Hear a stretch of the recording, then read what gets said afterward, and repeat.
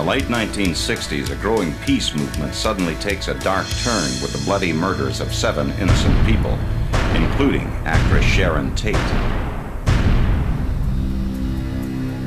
Cult leader Charles Manson stands accused, and prosecutor Vincent Bugliosi faces the dangerous task of putting Manson behind bars. Their incredible story, next on Rivals.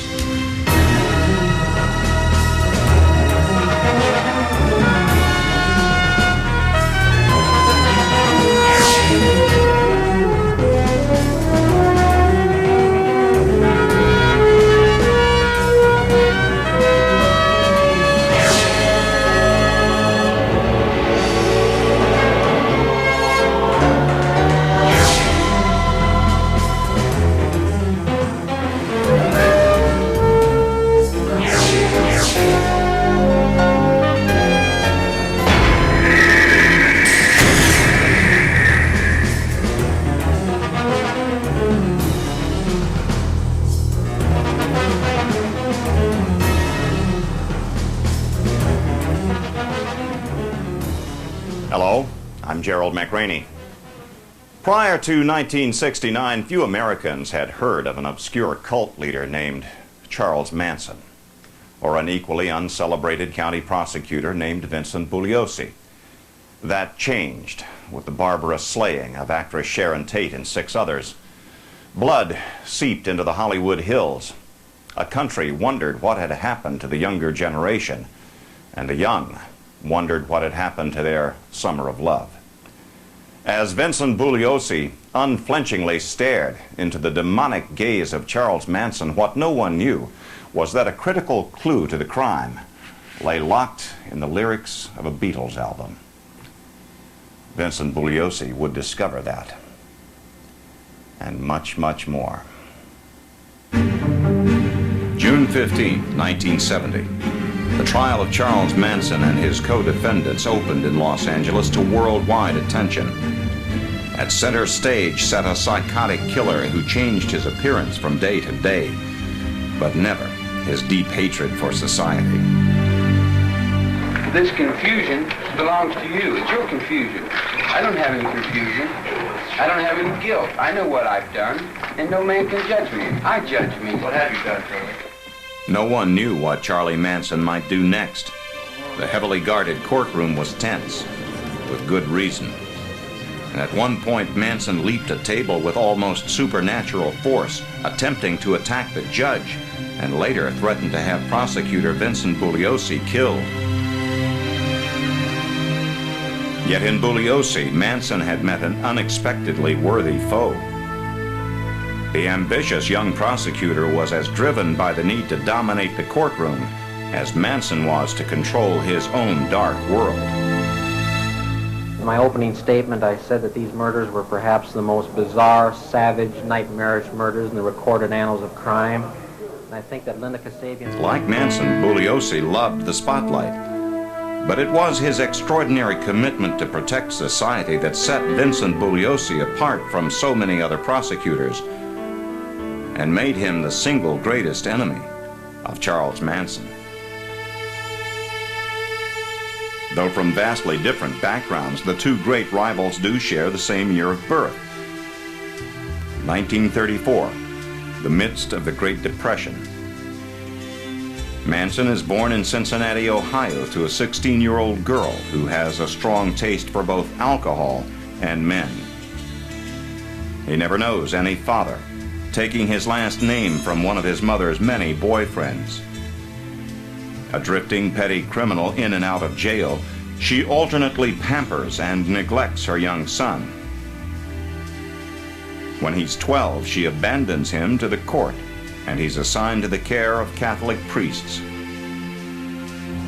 Within a year, Charlie steals a car and commits armed robbery, and is sentenced to 3 years at the Indiana School for Boys.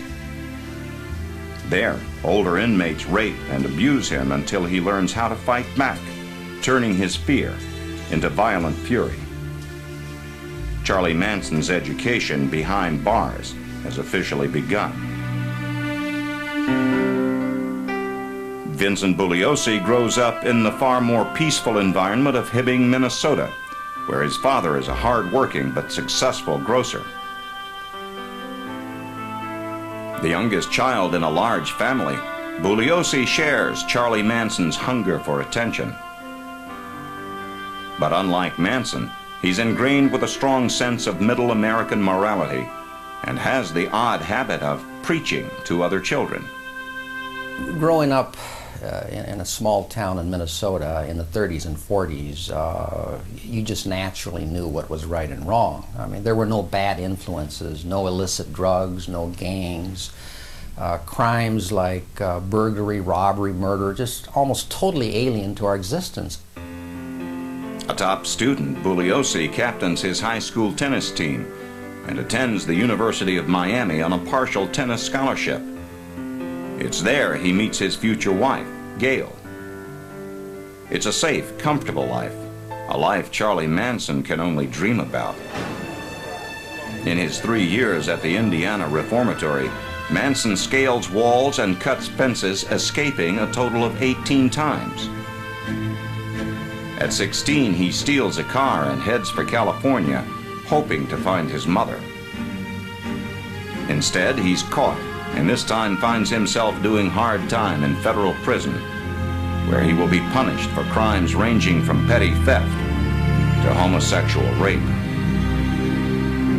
Through prison correspondence, Manson would later get to know journalist Paul Krasner.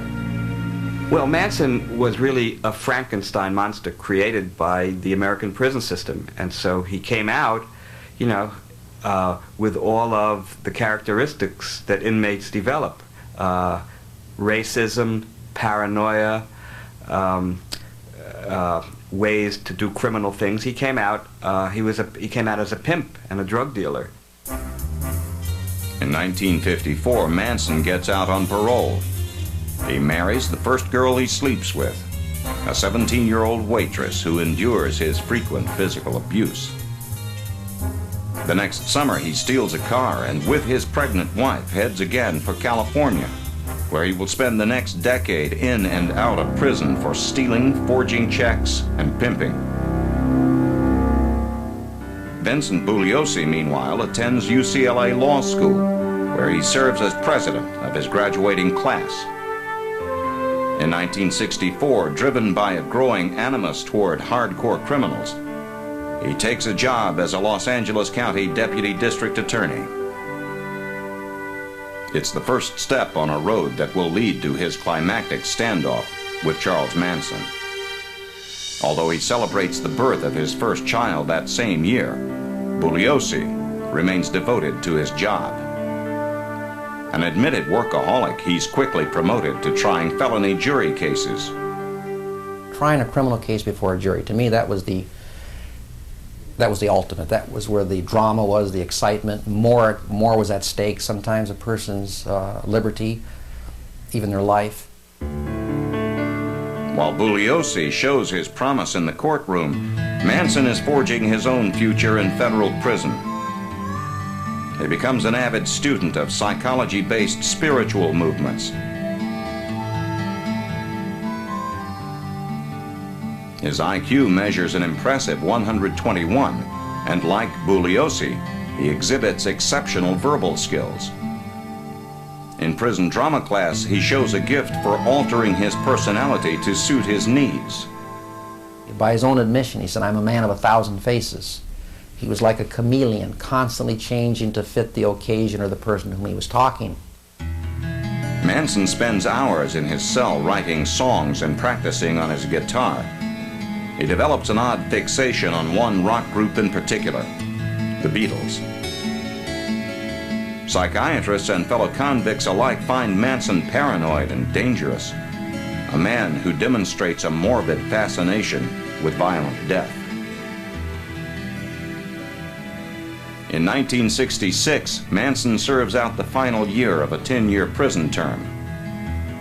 That same year, Vincent Bugliosi becomes a father for the second time. But Manson, now twice married and twice divorced, is about to start his own kind of family.